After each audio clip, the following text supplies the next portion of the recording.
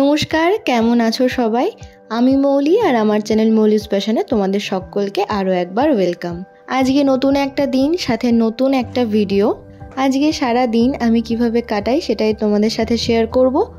ভিডিওটি স্কিপ না করে পুরোটা দেখতে থাকো। ভালো লাগলে অবশ্যই লাইক, কমেন্ট, শেয়ার করতে ভুলো না।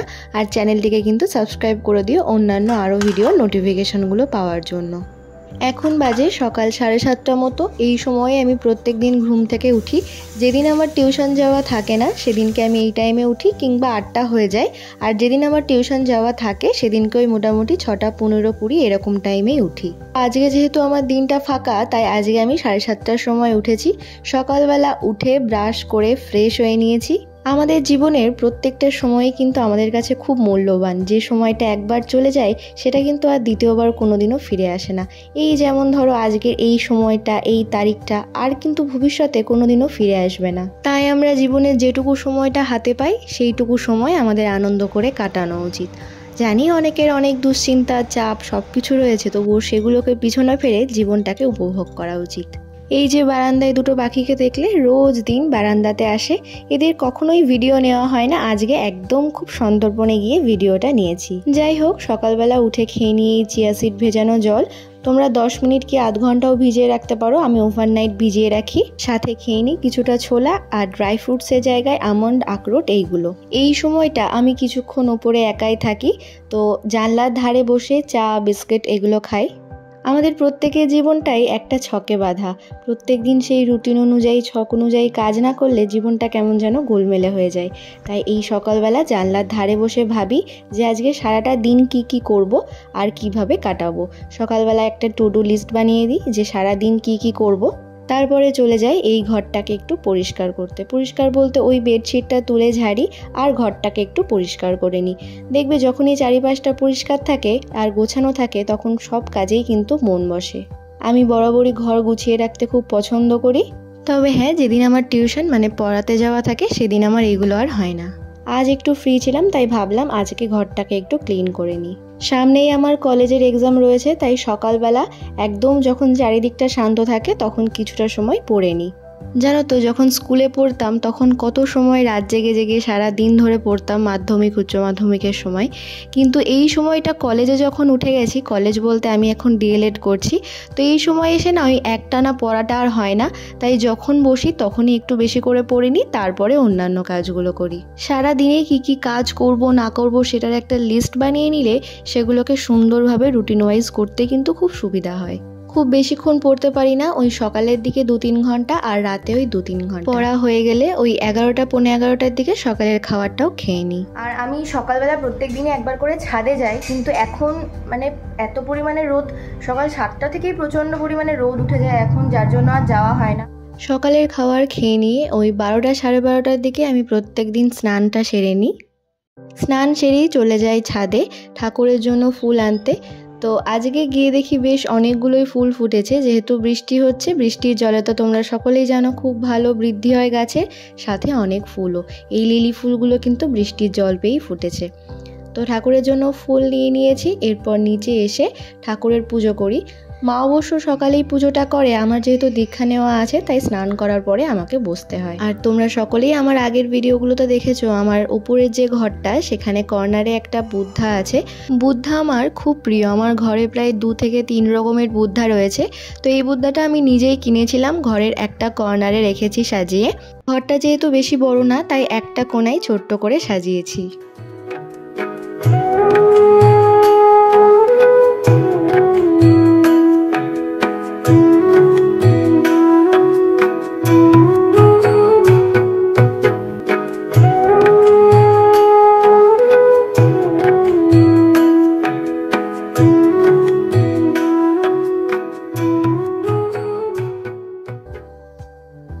তো পুজো করার পরে চলে এসেছি নিচে একটু স্কিন কেয়ার করতে। স্নান করার পরে সকালবেলা আমি ফেসে যেহেতু কিছু ইউজ করি না, তাই স্নান করার পরেই করতে হয়। সকালে মুখটা ধুয়ে জাস্ট সেই জলটা মুখেই ড্রাই হতে দিই। আমার যেহেতু সেনসিটিভ স্কিন, তাই আমি ফেসে বেশি কিছু ইউজ করি না। স্নানের পর শুধুমাত্র একটা টোনার লাগাই, তারপরে আমার ডক্টর রেকমেন্ডেড যে ফেস ক্রিম সেটা। আর এখন যেহেতু প্রচণ্ড গরম, তাই বাড়িতেও আমি সানস্ক্রিন ইউজ করি। হেয়ার ওয়াশ করার পর আমি প্রত্যেকবারই হেয়ারে একটা সিরাম লাগাই, এতে করে হেয়ার ওয়াশের পরে যে ফ্রিজি ভাবটা সেটা আর থাকে না।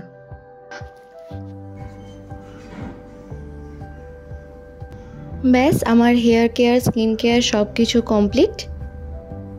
এই যে প্রচণ্ড গরম, এই সময় আমি দুবার করে স্নান করি, একবার এই দুপুরবেলা আর আবার সন্ধ্যাবেলাতে। তবে হ্যাঁ, সন্ধ্যাবেলাতে হেয়ারটা ওয়াশ করি না।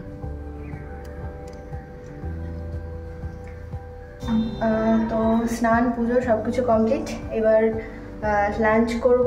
সেটা লাঞ্চে আজকে কী কী আছে তোমাদেরকে দেখাই।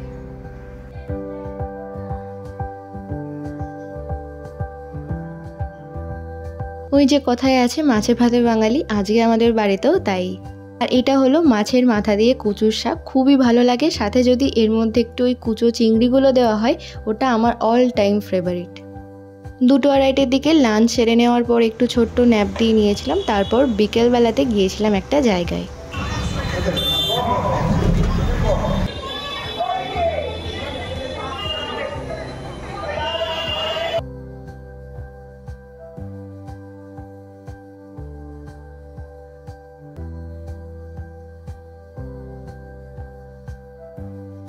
আজকে এসেছি কৃষ্ণনগর গাছ মেলাতে।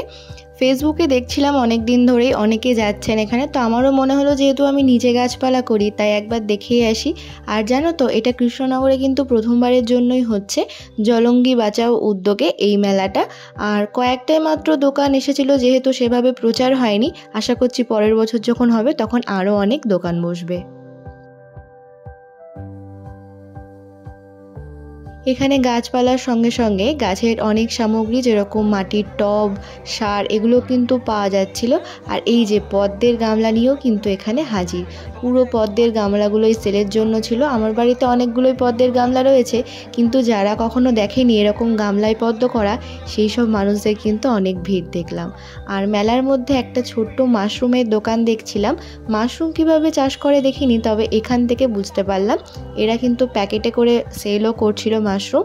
আর কীরকম করে গ্রো হয় তোমরা তো দেখতেই পাচ্ছ। পাশে চলছিল একটা ছোট্ট সাংস্কৃতিক অনুষ্ঠান।